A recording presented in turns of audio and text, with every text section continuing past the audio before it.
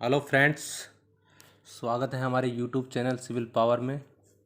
इस वीडियो में हम वापस civil engineering most important topics के 536 नंबर पॉइंट से स्टार्ट करेंगे। पिछली वीडियो में हमने पॉइंट नंबर 535 तक कर लिए थे। तो इस वीडियो को स्टार्ट करने से पहले सभी फ्रेंड्स हमारे चैनल को सब्सक्राइब कीजिए, लाइक कीजिए, कमेंट कीजिए एंड शेयर कीजिए ज़्यादा से ज़्यादा। तो 536 नंबर पॉइंट है में आपको डिफरेंट टाइप के मीटर्स गिवन है in soil mechanics geotech engineerings के, और वो किसका मेजरमेंट करते हैं। तो पिक्नोमीटर क्या करता है? Pycnometer is device which are use for specific gravity of soil. And hydrometer है वो आपका पार्टिकल साइज एनालिसिस के लिए काम में आता है। ऑडियोमीटर है जो आपका कंप्रेसिबिलिटी के लिए काम में आता है। और परमेमीटर होता है जो आपका परमेबिलिटी मेजरमेंट करने के काम आता है। ये सॉइल की specific gravity, particle size analysis, compressibility और परमेबिलिटी करने के लिए डिफरेंट डिफरेंट टाइप्स के मीटर यूज किए जाते हैं जो आपके सामने दिए गए हैं। 537 नंबर पॉइंट, यदि 4 वेल ग्रेडेड सैंड की बात करें तो इसके लिए coefficient of uniformity and coefficient of curvature की वैल्यू कितनी कितनी होती है। तो 4 वेल ग्रेडेड सैंड के लिए coefficient of uniformity greater than 6 and coefficient of curvature की वैल्यू 1 से 3 के बीच होनी चाहिए। और 4 वेल ग्रेडेड ग्रेवल के लिए coefficient of uniformity is greater than 4 and coefficient of curvature की वैल्यू 1 से 3 के बीच होनी चाहिए। 538 नंबर पॉइंट देखिए, Indore method and Bangalore method, दो मेथड होते हैं एनवायरमेंटल इंजीनियरिंग के अंदर पढ़ते हैं जब हम। दो मेथड होते हैं कि उसमें से कौन से दोनों मेथड, जो कौन सा एरोबिक प्रोसेस का मेथड है, कौन सा एनारोबिक प्रोसेस का होता है। एरोबिक मतलब with presence of oxygen, anaerobic होता है एब्सेंस ऑफ ऑक्सीजन में जो प्रोसेस होती है। तो इंदौर मेथड होता है ये एरोबिक प्रोसेस, जबकि Bangalore method is anaerobic for composting. Composting के लिए दो मेथड होते हैं, इंदौर प्रोसेस होता है, बेंगलोर प्रोसेस होता है। ठीक है। जो सॉलिड वेस्ट होता है, सॉलिड वेस्ट के लिए जो एक मेथड होता है कंपोस्टिंग का एक मेथड होता है। ठीक है। सैनिटरी लैंड फिलिंग होती है, कंपोस्टिंग होता है, इंसिनरेशन होता है, पायरोलाइसिस होता है। ये क्या होता है? सॉलिड वेस्ट मैनेजमेंट के लिए ये मेथड होते हैं। उनमें से एक one of the most method है कंपोस्टिंग। तो कंपोस्टिंग को करने के लिए दो मेथड होते हैं, इंदौर मेथड और बेंगलोर मेथड। तो इंदौर मेथड आपका एरोबिक प्रोसेस होता है जिसके अंदर प्रेजेंस ऑफ ऑक्सीजन होता है ये प्रोसेस, और बेंगलोर मेथड होता है एनारोबिक प्रोसेस होता है जो इन एब्सेंस ऑफ ऑक्सीजन होता है। ठीक है।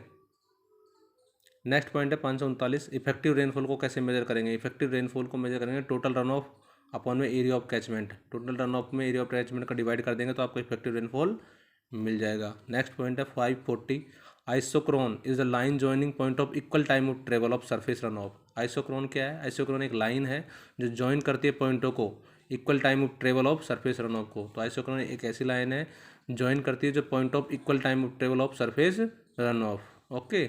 नेक्स्ट है आपका 541, the specific energy curve is a function of channel geometry and discharge. जो specific energy curve in fluid mechanics में जब हम ड्रॉ करते हैं स्पेसिफिक एनर्जी कर्व, तो वो फंक्शन है चैनल की ज्योमेट्री का और डिस्चार्ज का। आपको याद रखना है कि जो स्पेसिफिक एनर्जी कर्व किसका फंक्शन होता है, वो फंक्शन होता है आपका चैनल की ज्योमेट्री का और आपका डिस्चार्ज का। ओके। नेक्स्ट पॉइंट है 542। 542 में क्या होता है? 542 है the structure of soil change. Soil के स्ट्रक्चर का change flocculated to disperse structure as the moisture content increase up to moisture content. ठीक है। Up to optimum moisture content आना चाहिए था यहाँ पे।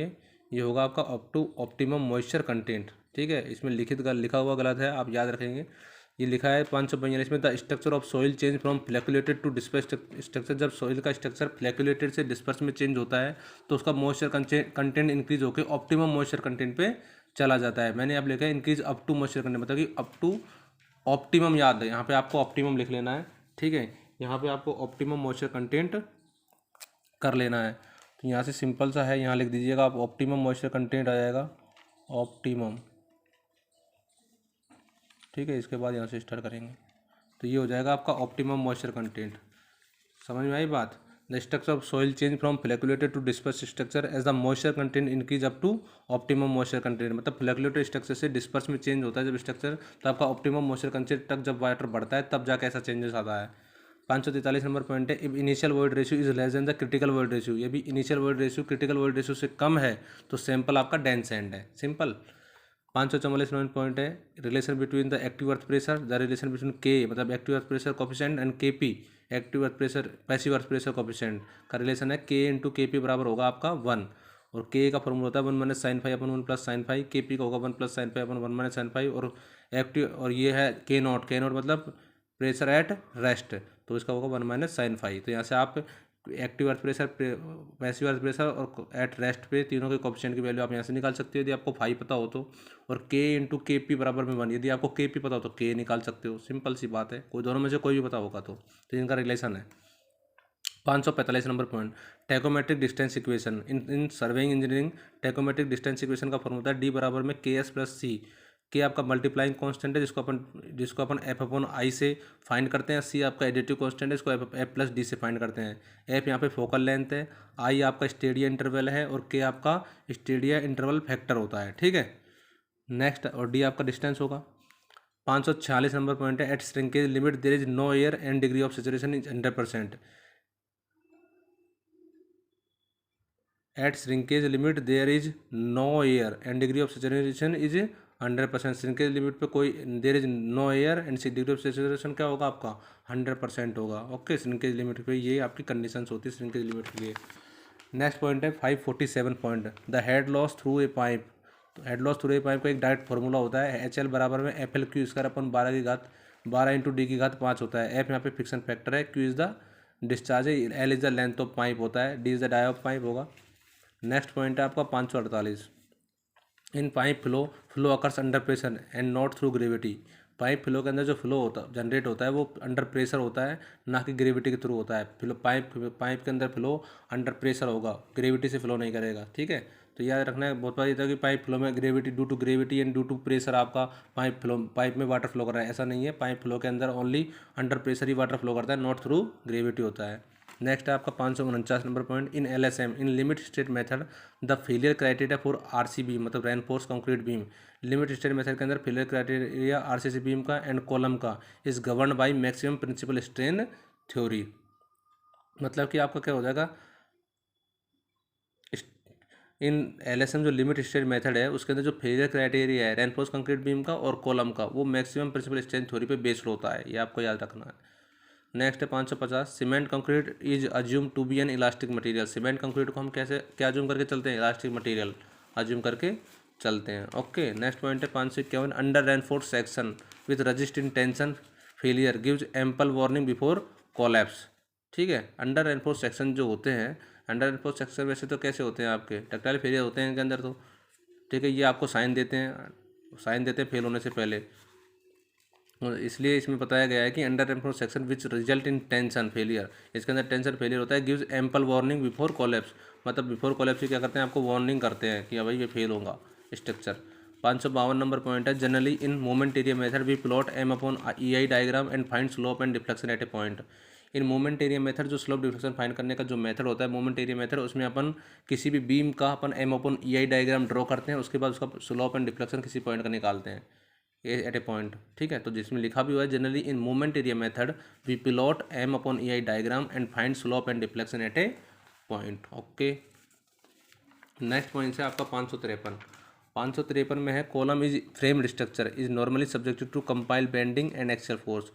Column in a frame structure, जब column in a frame structure, जब फ्रेम स्ट्रक्चर के अंदर जो कॉलम होते हैं वो नॉर्मली सब्जेक्ट करते हैं combined bending and axial force, मतलब दोनों बेंडिंग और एक्सियल फोर्स दोनों को सब्जेक्ट करते हैं। जब कॉलम किसी फ्रेम स्ट्रक्चर में कॉलम है और नॉर्मली सब्जेक्ट करता है किस को, बेंडिंग और एक्सियल फोर्स को। नेक्स्ट पॉइंट है 554, movement and shear values calculation. Movement की वैल्यूज और शियर फोर्स की वैल्यूज कैलकुलेशन क्या कहलाती है, किसी भी स्ट्रक्चर का एनालिसिस कहलाती हैं, ठीक है।